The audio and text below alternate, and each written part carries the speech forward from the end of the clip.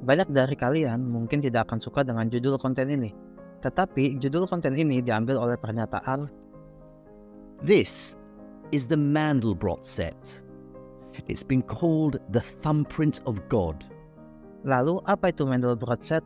Bagaimana bisa ia dikatakan sebagai cap jempolnya Tuhan? Oleh karena itu, siapkan iman kalian karena kita akan mencoba membahasnya.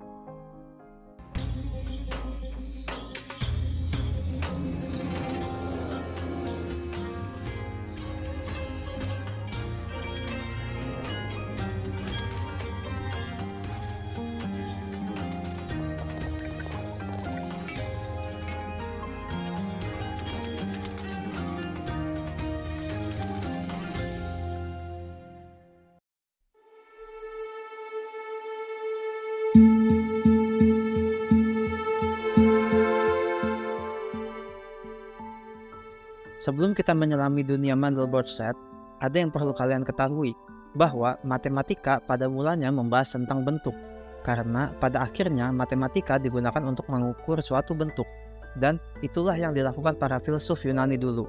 Contohnya saja Pythagoras, yang mengukur garis miring pada segitiga siku-siku. Dengan rumusannya itu, sekarang kita bisa menggunakan satelit sebagai GPS, karena sederhananya GPS bekerja dengan menggunakan rumus Pythagoras. Pada video sebelumnya, kita sudah membahas pola matematis pada deret Fibonacci dan Golden Ratio, dengan segala keunikan dan keindahannya yang ternyata terdapat juga pada alam ini. Tetapi masalahnya adalah, kita seringkali terkagum-kagum dengan segala bentuk yang sifatnya reguler, teratur, tampak indah, ataupun sempurna. Padahal, di alam ini justru lebih banyak bentuk atau pola yang sifatnya kasar, abstrak, tidak beraturan, atau kompleks. Contohnya saja awan. Awan bukan merupakan bentuk reguler. Ada 3 bentuk dasar awan, yaitu cirrus, cumulus, dan stratus. Cirrus berbentuk seperti rambut atau serat. Cumulus berbentuk seperti gumpalan atau timbunan yang menumpuk. Sedangkan stratus berbentuk seperti lapisan layar atau lembaran-lembaran. Wujud fisik awan pun juga tidak statis. Awan bisa berada dalam wujud cair, gas, ataupun padat, tergantung oleh suhu di sekitarnya. Contoh lainnya gunung. Menurut kalian, apakah bentuk piramida lebih sempurna daripada bentuk gunung? Karena gunung bentuknya tidak beraturan. Because it's very old, roughness is part of human life forever and forever. And ancient authors have written about it. It was very much uncontrollable, and in a certain sense, it seemed to be the extreme of complexity. Just a mess, a mess, and a mess. There are many different kinds of mess. Nah, saatnya kita mencari tahu, apakah benar bentuk-bentuk seperti itu tidak tertata, tidak teratur, dan yang tampak hanya kekacauan. Tapi sebelum itu, coba kalian perhatikan dulu tentang chaos game, yang mungkin akan membuat kalian kagum. Apa itu chaos game? Chaos game adalah jenis permainan dari aturan yang sangat sederhana yang dapat menghasilkan pola-pola visual yang menarik, kompleks, namun tetap indah. Nah, cara bermainnya seperti ini. Kalian hanya perlu mempersiapkan kertas, spidol, dan dadu. Setelah itu, kalian gambar 3 buah titik pada kertasnya, membentuk segitiga. Kemudian, kalian beri label pada tiap titiknya dengan 2 angka. Misalnya, titik atas dengan angka 1 dan 2, titik bawah angka 3 dan 4, titik lainnya angka 5 dan 6. I begin with a big sheet of paper with 3 large points marked on it, labeled 1 and 2, 3 and 4, 5 and 6. Setelah sudah, kalian boleh menggambar 1 titik dimanapun di antara titik yang membentuk segitiga tadi, sebagai start awal. Now what I do is I choose a point at random on the sheet of paper. I'll shut my eyes to do that, and now I'll just wiggle the pen around and dab a point. There it is. That's my starting point. Nah, sekarang kalian sudah bisa memulainya. Kocok dadunya, misalkan yang keluar angka 2, maka kalian harus menggambar titik di tengah antara titik awal dengan titik yang telah kalian beri label angka 2. Lalu, kalian kocok lagi dadunya. Kemudian kalian gambar lagi titik baru di tengah-tengah antara titik terakhir dengan titik yang telah kalian beri label lagi, sesuai angka yang keluar pada kocokan dadunya, dan begitu seterusnya. Nah, lihat, bentuk gambar apa yang kalian dapatkan? Tidak berbentuk apa-apa, hanya terdapat titik-titik yang tidak beraturan saja. Berarti kalian tadi mengulanginya hanya sedikit. Ini yang terjadi jika kalian menggunakan komputer agar bisa mengulanginya ribuan kali lebih cepat. Nah, kalian lihat, titik-titik tersebut lama-lama berbentuk segitiga, yang di dalamnya ada segitiga, di dalamnya ada segitiga lagi, yang di dalamnya ada segitiga lagi. Kalau kalian teruskan, maka akan terus membentuk segitiga yang mungkin tiada akhir.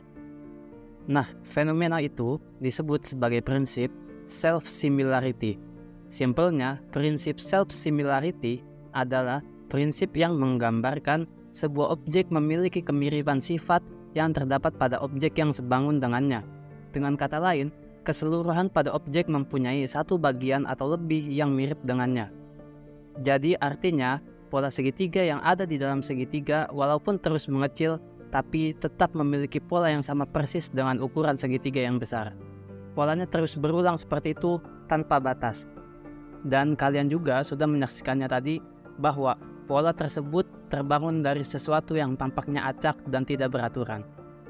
Nah, inilah yang terjadi di alam.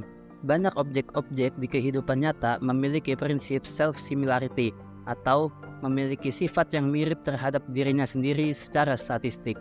Dalam artian, bagian-bagiannya memperlihatkan sifat-sifat statistik yang sama pada skala yang besar. Contoh yang paling mudahnya adalah brokoli ini. Namanya brokoli romanesco. Jika kalian potong tunas brokoli ini, maka tunasnya akan mirip seperti brokoli yang besar. Kalau kalian potong lagi tunas dari tunasnya, kalian akan mendapatkan brokoli yang utuh tetapi ukurannya lebih kecil. If you cut with sharp knife one of the florets of the cauliflower and look at it separately, you think the whole cauliflower, but smaller. And then you cut again, and you still get small cauliflowers. Ini juga yang sebenarnya terjadi pada ranting pohon, aliran sungai, bahkan sampai paru-paru kita.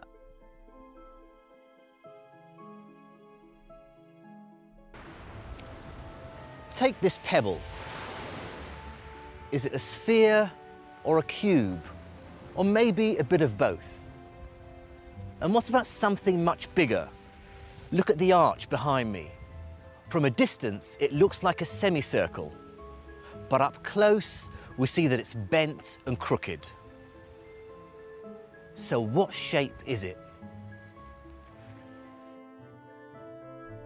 Nah, pola-pola yang tampak acak dan tidak teratur yang sering kita temukan itu disebut dengan nama fraktal. Dan yang menamainya adalah orang ini. Now, in fact, by complete fluke, I got involved many years ago in the study of this form of complexity. And to my utter amazement, I found traces, very strong traces, I must say, of order in that roughness. Namanya Benoit Mandelbrot, salah seorang matematikawan yang berasal dari Polandia. Menurut biografinya, akibat perang yang terjadi di masanya, dia terpaksa menunda pendidikan dasarnya selama 2 tahun. Dan ia akhirnya belajar matematika secara autodidak. Dan mungkin karena hal itu juga, dia mempunyai bakat untuk melihat pola-pola tersembunyi di alam. Dia dapat melihat keteraturan yang struktur di mana kita semua melihatnya sebagai bentuk yang kacau. Dan yang terpenting, dia dapat melihat bahwa jenis matematika baru yang aneh ternyata menopang seluruh alam. Singkatnya, pada tahun 50-an, dia bekerja di IBM. Karena dia bekerja di IBM, dia mendapatkan akses untuk menggunakan komputer tercanggih di masa itu untuk mempelajari salah satu cabang dari matematika, yaitu Complex Dynamical System, studi yang mempelajari sifat dinamis dari sebuah fungsi matematis. Studi itu dipelajari untuk memperhitungkan hal-hal yang terjadi di alam, karena alam sifatnya dinamis, tidak menentu, selalu berubah-ubah. Tidak seperti ciptaan manusia yang sifatnya statis atau tetap. It came about with the goal of understanding the real world. What are the mathematics that underlie the physical world that we see? most important early example would have been the solar system. So dynamical systems that you have some space where you have some rule that's deciding as time moves on how that space evolves and how things move and change. Karena dari kecil Mandelbrot mempunyai ketertarikan pada pola-pola yang tampak kasar pada alam, dan dia juga sudah mempunyai akses untuk menggunakan komputernya IBM, Mandelbrot pun mulai menyelidiki pola-pola alam itu menggunakan iterasi atau pengulangan persamaan matematis menggunakan rumus Z sama dengan Z kuadrat. Lalu dia tambahkan C, di mana C itu ialah angka imajiner. Kemudian Mandelbrot memplotnya pada sebuah diagram, di mana garis horizontal adalah angka real, sedangkan garis vertikal adalah angka imajiner. Kemudian ia mencari angka-angka yang hasilnya tidak membengkak. Mulanya tampak acak seperti chaos game tadi, tapi karena kemampuan komputasi komputer yang dimiliki IBM pada saat itu, ternyata menghasilkan gambar yang menakjubkan. Tak pernah ada yang menyangka bahwa gambar seperti itu ada. What I'm about to show you is one of the most remarkable mathematical images ever discovered. Epic doesn't really do it justice. This is the Mandelbrot set.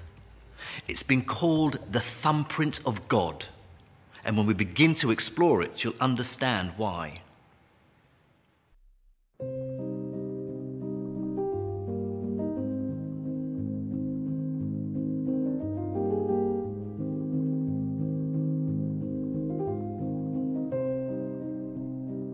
Hal yang sangat menarik dari Mandelbrot set adalah ketika kalian zoom terus-menerus, kalian akan menemukan bentuk-bentuk atau pola-pola yang kompleks, namun tetap indah dan tidak berujung. Di sisi lain, kalian juga akan menemukan pola-pola yang sama berulang-ulang, dan di sisi yang lainnya juga, kalian akan menemukan pola-pola baru lainnya, yang tak pernah terpikirkan kalau pola-pola itu ada. Sehingga menjelajahi Mandelbrot set seperti menjelajahi alam semesta yang tak berujung, menemukan pola baru seperti melihat galaksi yang baru terbentuk. Dan semua itu didasari dari rumus yang sederhana, yaitu Z kuadrat. This shape is of an extraordinary complication. The equation is written there. Z goes into Z squared plus C. It's so simple, so dry, it's so uninteresting.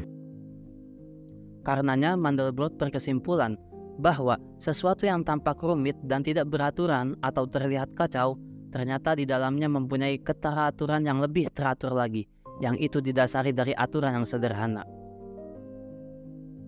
When we look at complexities in nature, we tend to ask, where did they come from? There is something in our heads that says complexity does not arise out of simplicity. It must arise from something complicated. We conserve complexity. But what the mathematics in this whole area is telling us is that very simple rules naturally give rise to very complex objects. Oh iya, jangan kalian pikir pola-pola fraktal yang terdapat di alam ini tidak ada fungsinya. Coba kalian melihat pola-pola fraktal yang ada di dalam tubuh kita. Paru-paru kita misalnya. Paru-paru kita didesain fraktal agar bisa menghirup oksigen yang cukup. All of these little branches take up the volume that your lungs have with a limited volume that they're in that has a humongous surface area that actually allows the air from the outside to come in and be put into our blood in a really, really efficient way. So this is why we can actually, kind of move around and jump and go, because we have amazing capacity to get oxygen from the air into our blood. Contoh yang sama juga ada pada tulang dedaunan. Tulang dedaunan didesain fraktal agar air bisa menjangkau seluruh bagian dedaunannya, dan masih banyak lagi contoh-contoh yang lainnya. Dari mempelajari pola fraktal juga, Mandelbrot bisa membantu para dokter untuk mempelajari penyakit paru-paru. Well, surprisingly enough, amazingly enough, the anatomists had a very poor idea of the structure of the lung until very recently. And I think that my mathematics, surprisingly enough, has been of great help to the surgeons studying lung illnesses. Bukan hanya itu, Dia juga bisa menganalisa pasar saham melalui pola fraktal. Well, actually, I started, oddly enough, studying stock market prices 50 years ago. For 50 years, people were sort of poo-pooing because they could do it much easier. But I tell you, at this point, people listen to me. Fraktal juga bisa menganalisa pertumbuhan bakteri. Fraktal juga bisa menganalisa turbulensi udara, dan masih banyak lagi.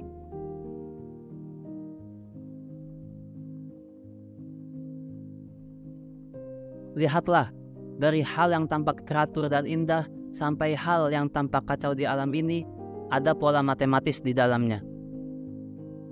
Sampai para ilmuwan pun bingung, bagaimana bisa matematika mengungkap hal-hal yang sebelumnya tidak diketahui. Einstein pun pernah bertanya, kok bisa matematika cocok sekali dengan apa yang ada di alam? Albert Einstein wondered, how is it possible that mathematics does so well in explaining the universe as we see it? Eugene Wigner, matematikawan dan fisikawan Hungaria yang pernah menerima penghargaan Nobel, sampai menulis artikel yang berjudul The Unreasonable Effectiveness of Mathematics in the Natural Science. Bagaimana efektifnya matematika dalam mengurai hukum alam tampak tidak masuk akal. Dan di dalam artikelnya juga dia mengatakan ini, keajaiban pada kecocokan bahasa matematis dalam merumuskan hukum fisika merupakan anugerah yang indah yang tidak kita pahami atau pantas kita dapatkan.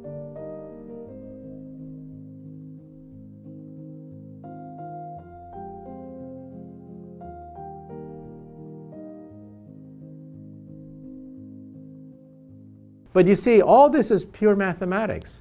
And so the final resolution could be that God is a mathematician.